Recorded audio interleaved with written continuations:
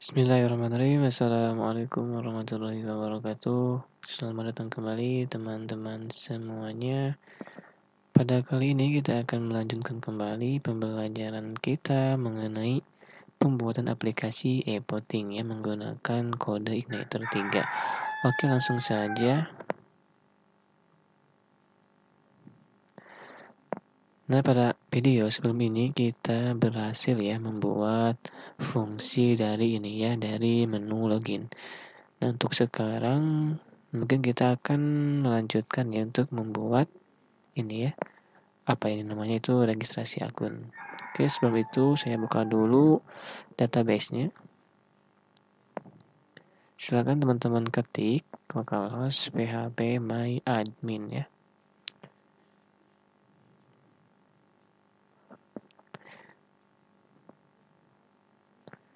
Nah, ini e-voting ya, itu adalah database kita.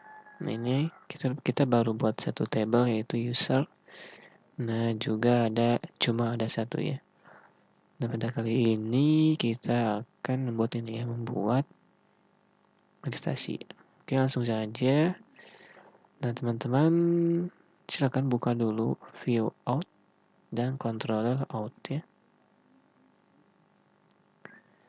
Registrasi itu di sini ya. Nah, di section kedua. Nah, ini ya. Nah, ini. Nah, di sini di forum kita arahkan dulu dia ke controller php echo set URL ke controller out. Terus nanti kita buat metode namanya registrasi.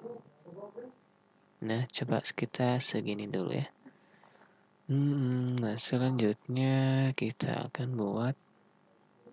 Coba kita langsung dulu bikin. Gimana ya, bentar.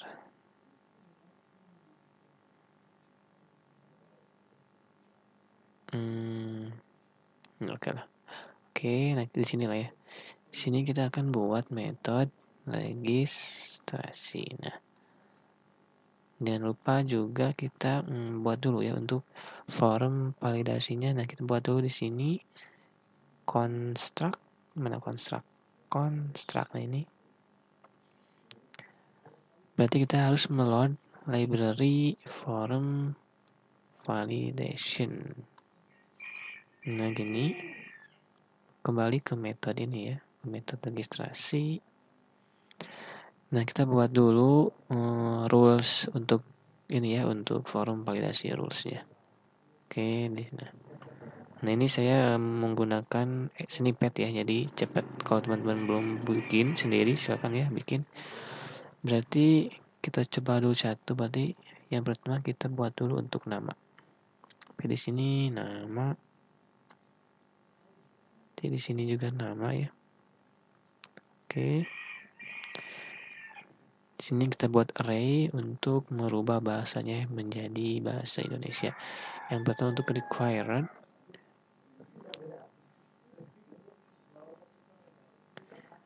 Nah, persen ini dia akan mengambil ke sini ya. Nah, nama alias dari sini. Misalkan nama masih kosong. Nah, oke. Nah, ini ketika ini false ya. Ketika ada salah satu input yang tidak diisi, maka dia ke sini ya, dia akan mengarah lagi ke sini ke metode index. Berarti caranya gampang, berarti kita this, oke, in, nah index. Berarti ketika dia gagal validasinya, maka dia kembali ke sini. Nah, oke. Coba kita cek dulu. Klik di button. Nah, maka dia kembali lagi ke sini ya. Cuma belum membuat pesan errornya. Coba di sini teman-teman ketikkan form error ya. Di sini php echo form error. Jangan lupa di sini namanya. Ini berarti nama. Nah, nama ini ngambil dari sini ya, atau dari name ya, sama saja lah ya. Coba kita cek segini dulu.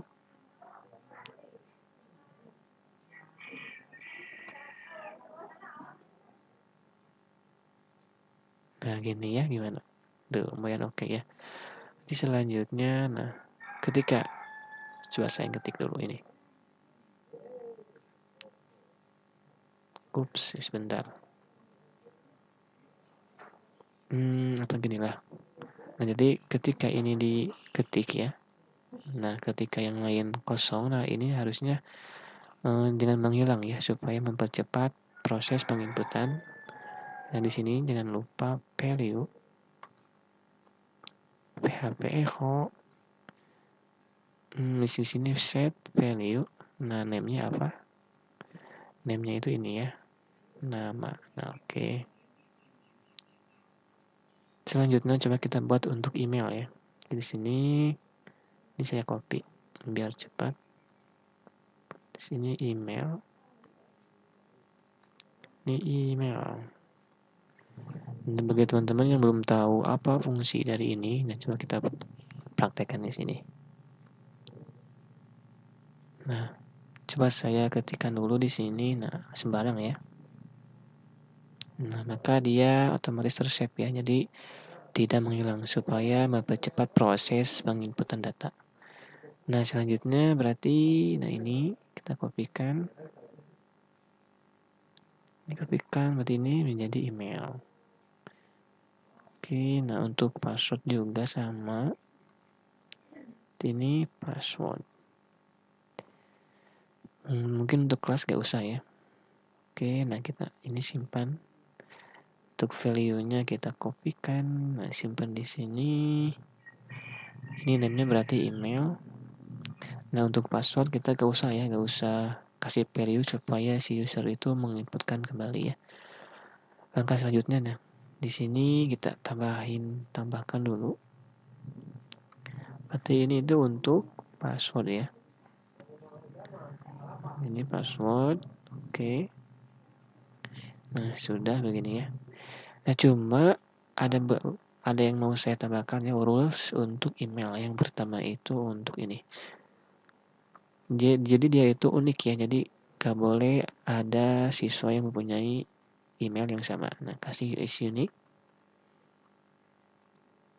Is unique. Nah, dari tabel mana? Berarti dari tabel user. Apa yang mau diunikan ya, berarti email ya. Nah, oke, gini ini. Is unique, kasih kotak ini ya. User ini tabel, nah ini email ya. Nah, ini email inilah yang akan kita beri dia is unique. Sini kita kasih koma ya untuk mengganti bahasa menjadi bahasa Indonesia. Di sini is unique. Is unique. Begini, berarti ini. Berarti email sudah ada. Nah, gini ya. Coba kita refresh, jalankan lagi. Nah, berarti ini ya required-nya sudah berjalannya. Coba saya sembarang dulu. Nah, ini. Nah, coba saya isikan dulu. Nah, nama email ini ya yang ada di tabel user. Nah, kan ini sudah ada. Nah, ini seharusnya tidak boleh ya. Tidak boleh ada siswa yang mempunyai email yang sama. Nah, email sudah ada. Berarti ini sudah oke ya. Nah, oke. Oke, berarti ini sudah berhasil. Langkah selanjutnya kita akan menyimpan dia ke tabel user. Oke, setelah data ini berhasil divalidasi, langkah selanjutnya apa ya? Berarti simpan ya. Berarti di sini kita tidak akan membuat model ya. Kita langsung saja di sini isi. Berarti dia akan menginsert ke tabel user. Nah, ini datanya kita belum buat. Jadi di sini kita bikin dulu data ya. Data berbentuk array. Yang pertama itu untuk ini. Berarti untuk berarti nama, email, password. Oke.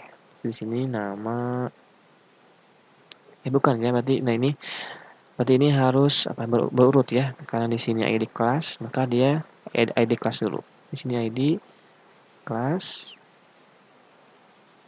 Di sini kita akan menangkap dari inputan ya, dari inputan form. Nah, post name-nya apa? Saya lupa, saya cek dulu. Nah, ini ya, name itu kelas. Oke, itu di sini kasih kutip. string, jangan lupa dikasih true. Nah, ini langkah selanjutnya berarti nama, email, password. Oke.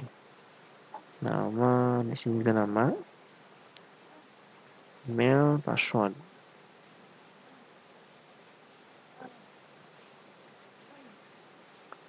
Saya cek lagi.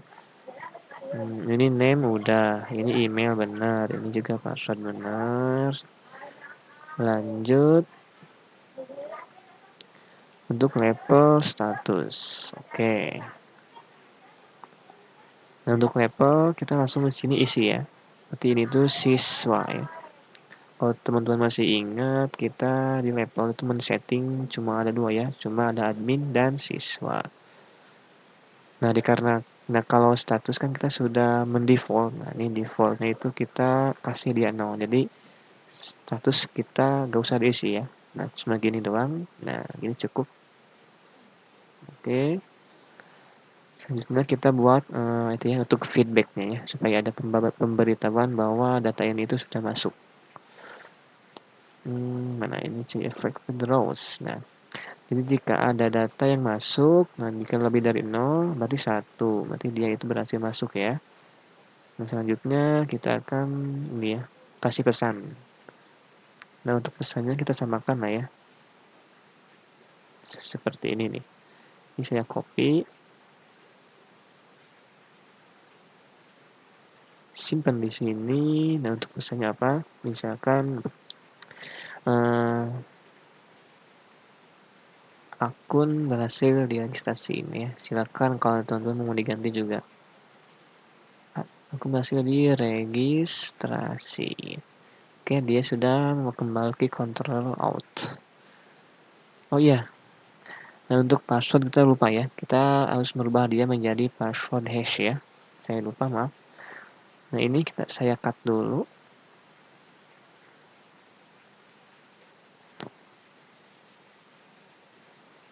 Oke, maaf sebentar. Nah, oke, kita lanjut. Ada password hash. Nah, ini ada nih. Mana ya? Password hash. Nah, ini hash. Nah, kita simpan di sini inputannya. Nah, kita akan menggunakan algoritmanya password default ya. Dan sini ada banyak ya, ada bcrypt, ada argon, ada default. Nah, saya akan menggunakan yang ini ya, yang default. Save. Oke, yang ini sudah benar. Oke, ini ke tabel user. Coba kita tes.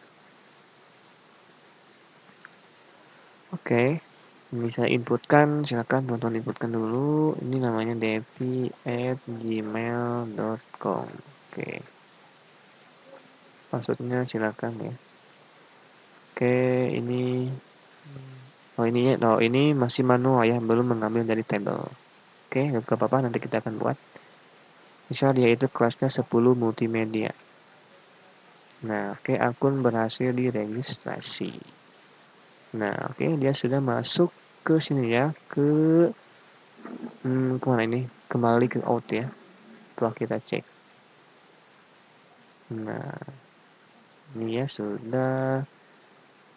Nah, ini berarti kita sudah belajar registrasi akun ya. Dan juga sudah berhasil. Oke, teman-teman, sampai di sini dulu videonya. Kalau ada yang mau ditanyakan, silakan tanyakan di kolom komentar. Kita akan berjumpa lagi di video selanjutnya.